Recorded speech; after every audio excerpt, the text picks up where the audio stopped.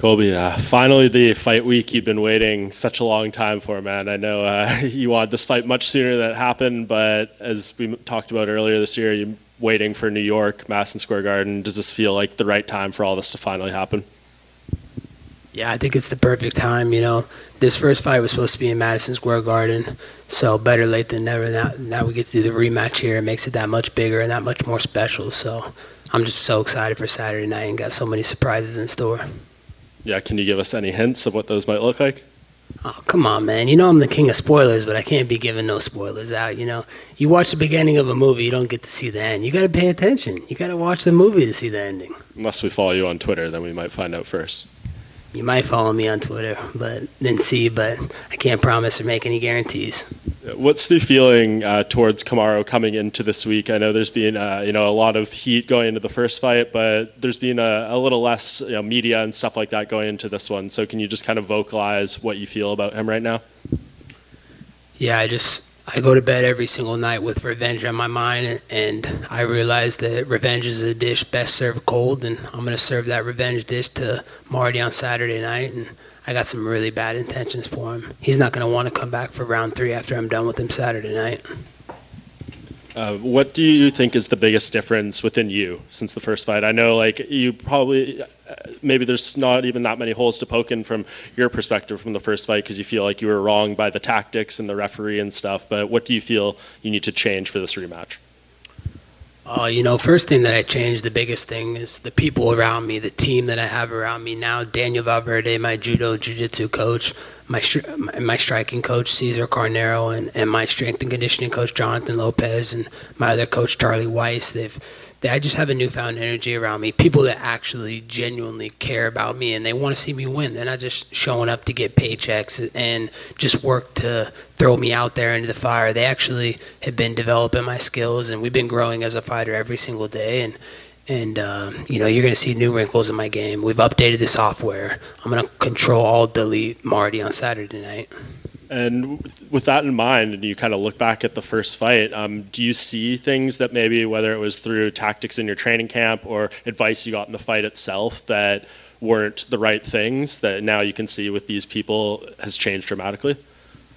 Absolutely. If you go back and look at the first fight and the instructions that I were getting, they were telling me something that I do every single day. They were saying, Colby, breathe. Dude, we breathe every single day. Why are you telling me to breathe? I mean, everybody in this room knows how to breathe. Not everybody knows how to fight and knows how to instruct fighters and the right instructions to fight. So I made a lot of mistakes in that first fight, and that was my worst night, and I was still able to do that, and that was his best night. So Saturday night, you're going to see the upgraded software. And it's been a long layoff for you. Are you someone who has any belief in cage rust, or do you think once you get in there, it's just going to be right back into your groove?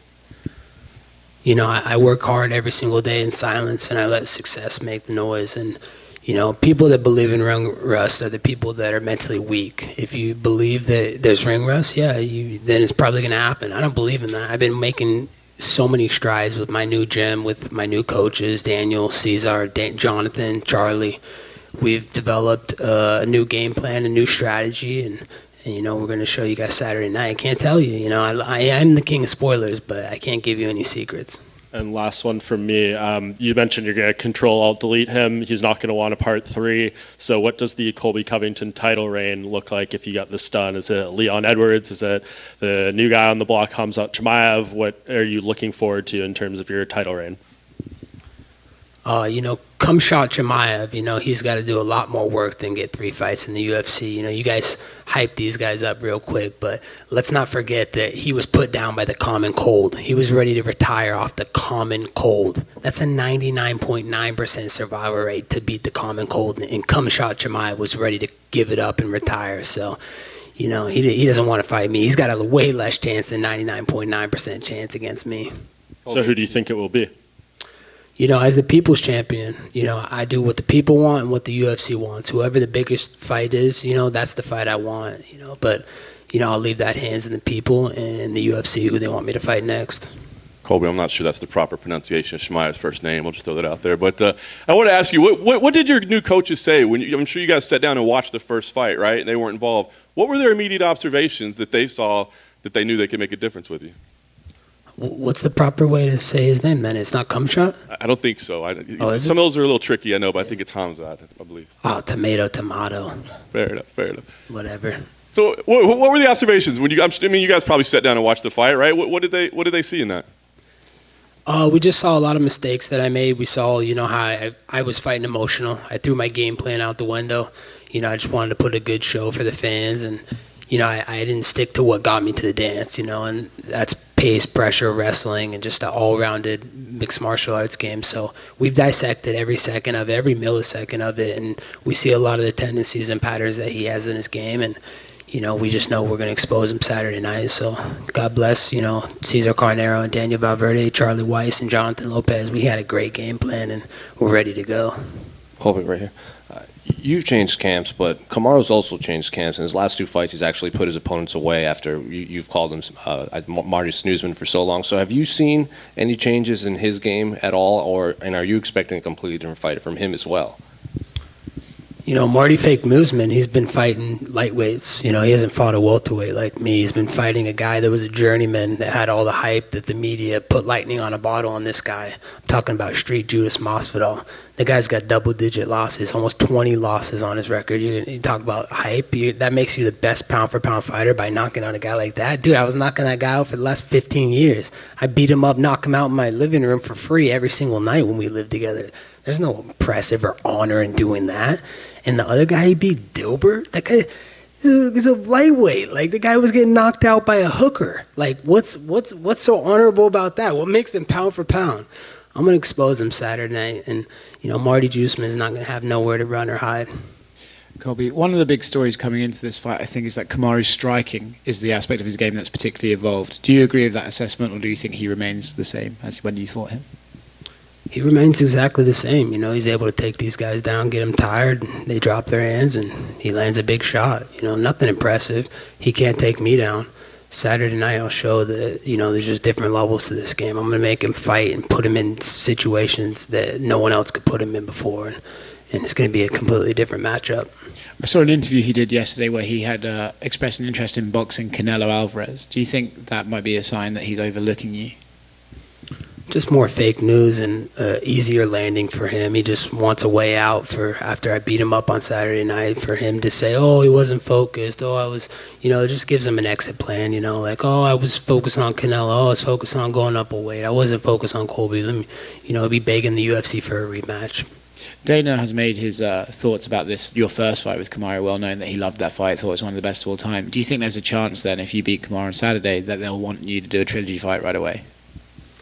I hope so. I'd love to beat him up back-to-back times, but I just know I'm going to give him life-altering damage Saturday night, and he's not going to come back for a trilogy. He's going to probably retire. Colby, to your left over here. I know you're saying no spoilers, but would it be kind of nice to be the first guy to ever take down Usman? Are you looking to wrestle maybe a little bit?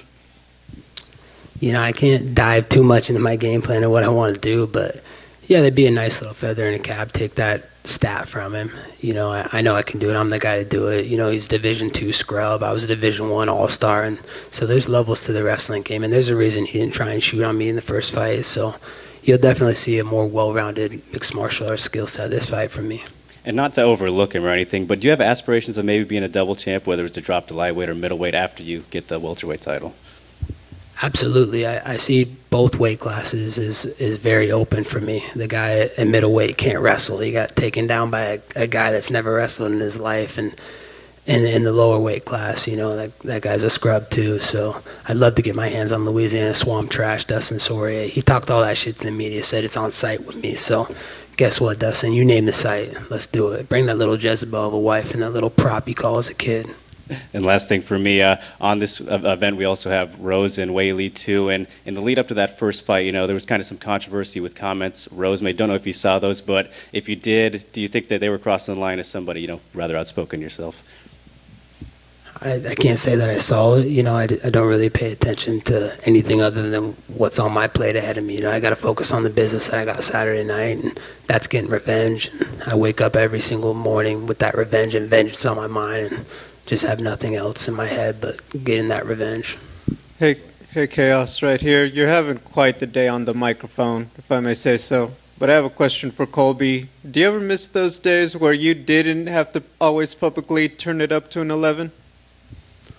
No, I don't miss those days. Those days I was broke, and I wasn't making the paychecks that I'm making now. So, I love what I do. I'm thankful to be in the UFC, and, God bless Dana White and Hunter Campbell for giving me these opportunities. People have one certain way of feeling about you. Either they're into it, they're down for it, or there's some hate with it. With all of the attention that it's brought, has it been worth it? Like, did it bring you the personality? Did it bring you all the opportunities that you were wanting back in those days?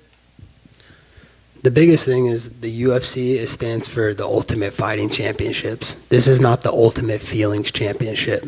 So, I'm here to take checks, break necks, and send people out on stretchers like I did my last fight. So if people are mad at me because I love America, I love my president, that's their problem. I could give a fuck less what their opinion is, The biggest thing that, any of you in this room can have a different opinion than me. I agree to disagree. I'm not going to berate you for your opinion like you guys try to do to me. I'm going to respect you because I'm respectful. And in America, we have freedoms, land of the free, home of the brave.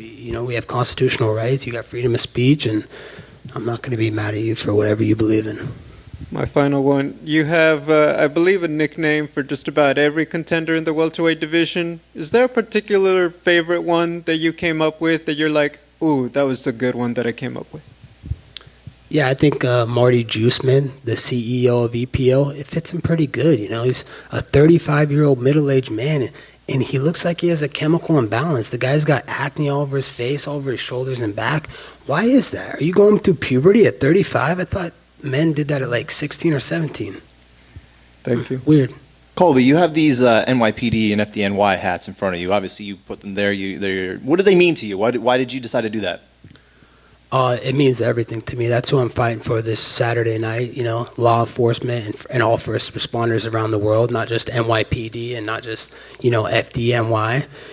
But them in particular, because what they did for and what they stand for in 9/11 and here in New York City. I just appreciate their service and sacrifice. Every day they leave their homes, to protect and serve, our people in our communities, not knowing if they're going to go back to their wives and their kids. So, I just want to show my support for them and dedicate this fight to them. Now, obviously, you're saying that you appreciate their risking their lives and everything like that, but they're also dying of COVID. The virus that you're calling is the common cold. We've lost 21-year veterans, we've lost all these type of people. Do you have respect for people that have obviously lost their lives to COVID as well on the front lines? Absolutely. Anybody that loses their life, it's a terrible tragedy, but you got to take better care of yourself. There's probably underlying conditions why maybe some of those things happen, but God bless them, rest their souls, and let's move on and get over this pandemic. And we all know that healthy people, this common cold doesn't affect healthy people. So as long as you're healthy out there, then you're going to be all right. Have you reached out to FDNY or NYPD since you've been here? Do you have a relationship existing with anybody from there? Yeah, I have a relationship. I know, one of my quartermen, Charlie Weiss, has been able to get in contact with them, and we wanted to go, visit their bases and go to their compounds and say what's up. But just the risk of getting COVID this week, we didn't want to take any risks before the fight and contracting anything. We wanted to make sure we stayed healthy and socially distanced and kept our space from everybody so we could get to the Octagon Saturday night and put on a show live on pay-per-view. Gotcha. Thank you. Hey, Colby, Usman has 18 fights in a row that he's won in his career, and basically he's saying he's the father of the division and everyone else are his sons. What do you have to say about that? He ain't the father of this division. He's my son, and there's a reason he had to take fake breaks the first time we fought. And I kicked him in the liver. He was ready to quit, and I was his daddy. And then all of a sudden, the ref stops and let's give this guy a timeout. Let's give him a break in the middle of a fist fight. We're not playing a kids game. We're not playing basketball. We're not playing football. These are little kids games. Those are play games. We're playing fighting. We're playing to kill, and there's no timeouts in fighting. So he has no reason to be saying he's a father of anything. If anybody, I'm his daddy, and I'm going to show him Saturday night. What do you have to say about, I heard you were denying that your jaw was broke in the last fight. A lot of people say that you did have a broken jaw. Yeah, that's fake news, and it's standard for Marty Fake Newsman spitting fake news out of his mouth. Any of you journalists out there could go out on the internet and deep dive and find this fake X-ray that they tried to put on the internet. Look at the way it read my name. It said Colby Covington, face across. Everybody knows on the X-ray scan that it would show your name upside down. So all the fake journalists in the crowd right now that put that fake X-ray out there just shows why you're fake news and you're in the littlest sports league. Colby, over here on your right. It seems like you're about a plus 245 underdog for this rematch. Considering how close the first fight was, does that surprise you or upset you at all? It doesn't surprise me because all the marks, all the people that truly believe in this guy's hype, it's amazing. And it just really shows me that all my supporters and people that believe in me, I'm going to make them rich and I'm going to make them happy. But all the people that are hyped and believing in the hype and this guy being unbeatable, they're going to be sad on Saturday night. They're going to go broke and their bank account's not going to be great again. And last one for me. Two of your favorite welterweights, Jorge Masvidal and Leon Edwards, will face off next month. What do you think of that matchup? There's nobody on the UFC roster that Street Judas, that fragile guy Masvidal, he can beat right now. That guy's washed up. I mean, I saw the discipline and the way he trained for years. The guy's nothing. I mean, he has no skill set, and he completely got melted his last fight. I mean, has he woken up yet from his last fight? Who knows if he's probably still sleeping, so I don't know if he's ready to go fight yet. He's definitely concussed and fragile, so there's not a guy on the roster that Street Judas Masvidal can beat. Colby, with one quick one with that in mind, do you find some common ground with Kamaru and the fact that he did that to Masvidal? Did that make you like him anymore? No, not at all. I have no respect, no love for that guy. He's a cheating coward, so there's nothing he could do that could make me respect him.